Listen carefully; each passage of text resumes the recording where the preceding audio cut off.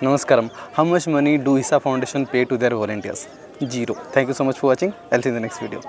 I get this question often because most people think in their mind that so many people are doing so many things for the foundation, why they are not getting anything out of them. Like at least something Isha Foundation must feel for their volunteers. They're giving their life for Isha Foundation.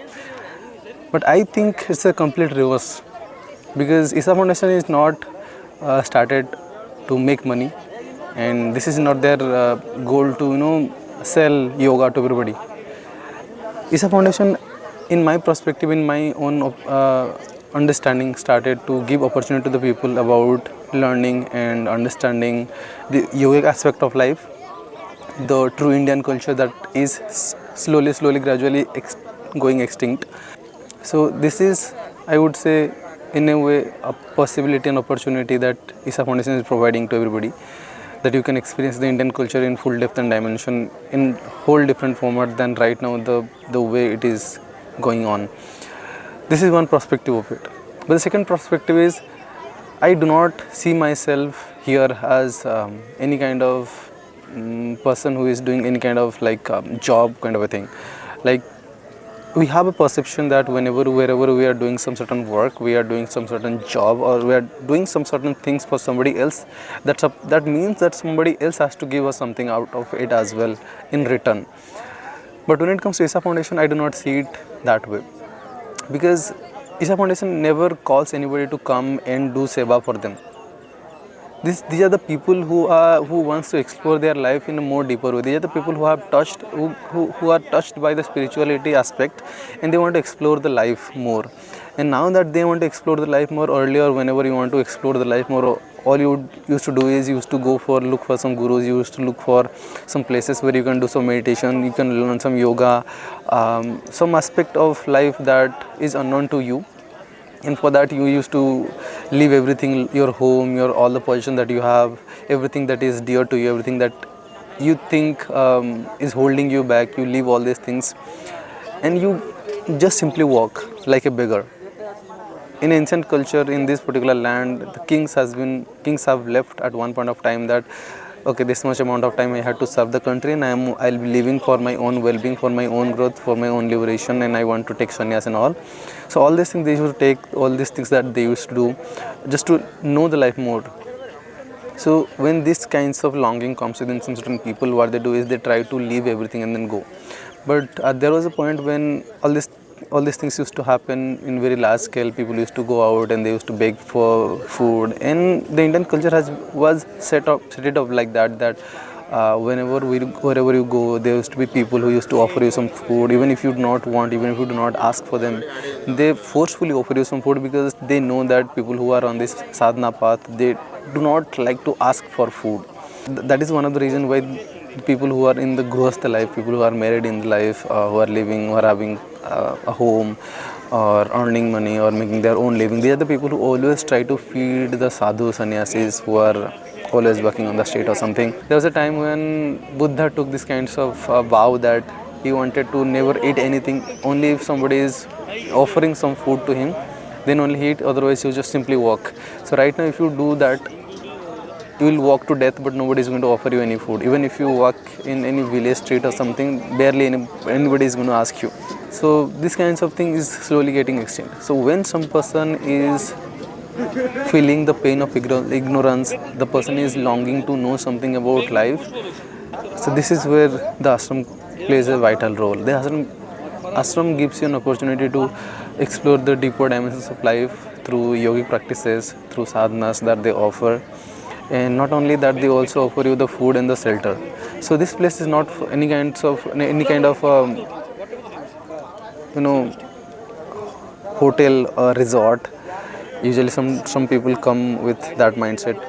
This is an ashram, and the ashram means giving ashray to people, giving just shelter to people, shelter and food for their own well-being, own growth. So this is the main intention, main importance of this ashram, that whenever somebody is coming, that person is coming with a mindset that I want to grow myself from within. This is the main importance, main reason because of which we are coming here to the ashram. Now, if that is the main reason because of which you are coming to the ashram, then how can one think of money? Whichever person you see in the ashram who are living here for a long term, you ask them. Nobody would be having that any insecurity of money, irrespective of the fact that somebody having money, having a lot of money, having a lot of savings with themselves. Some people are not having a lot of savings with themselves. Irrespective of that, they are not having that insecurity of money, because some points somewhere deep within themselves that they are quite certain that even if they are not having any money, they'll go out, they will do some sort of job, and they'll get money if they want and if there is a need for it. So it is not about the money that they are insecure about. If that is the insecurity, then people are not going to go walk in the spiritual path, because somewhere deep within themselves, this aspect of money is going to drag them back constantly, and they cannot explore the further aspect of the spirituality, further aspect of life. So if there is an insecurity that is happening within you before going to living a yogic life, it's best that you go back and you do all these things that you want to do. Second aspect of volunteering means is, you see, if you are a smart person, you will always do things that you like, and if you are doing things that you do not like, obviously you are dumb. Volunteer essentially means that you want to do something that is needed to be done, irrespective of the fact that you like it or do not like it. Even if they are here in the ashram, they do not wish that Sadhguru will someday Sadhguru will talk to them. So someday Sadhguru will bless them. They do not even wish for the blessing of Sadhguru, because they know that they are here in the ashram is itself a blessing. We might think that it was my choice because of which I came here to the ashram. It was my choice, my own intention, my reason because of which I came to the ashram. But mostly what I think is, हम यहाँ पे आए नहीं हैं, हम यहाँ पे लाए गए हैं या बुलाए गए हैं. We might think that we are choosing a particular guru, but essentially it is the guru who chooses us. He knows whom to choose, he knows whom to not to choose. But essentially, a guru like Sadhguru who wants the entire world to transform. So that is why he do not discriminate between people who are capable enough, who are not capable enough, and he end up taking everybody within himself. And this also, make him pay or take a toll on him as well. Sometimes there have been many times when he tried to do certain process like consecration kind of a thing in a large gathering, crowded gathering, and he wants people to be in a certain way, and obviously people are not going to be the way he wants, very strict, very disciplined manner. So it also take a toll on him as well. So all these things he does only because he cares about everybody, and he wants everybody to get this opportunity at least for themselves. But despite of that also, a lot of things happens that unnecessary, but irrespective of that, he never loses faith on anybody, and he constantly just throwing out himself for everybody. This is very weird that a well is coming to a person who is thirsty. Right now, if you are thirsty, then you are supposed to be looking for such kind of a people. But this is a very unique scenario where Sadhguru is coming to people. So that is what I want you to understand, that when you are in the ashram, at least you should feel the sense of gratitude within yourself that you are here in the ashram only because you have the grace. These people who are inside of the ashram, they just cannot understand that what the other people are missing in this particular world. And that is when I feel like it is not that they are missing out something. What I feel is we are like experiencing more grace. The grace is on us more than anybody else in the world. So it is our privilege, it is our opportunity that we are here in the ashram.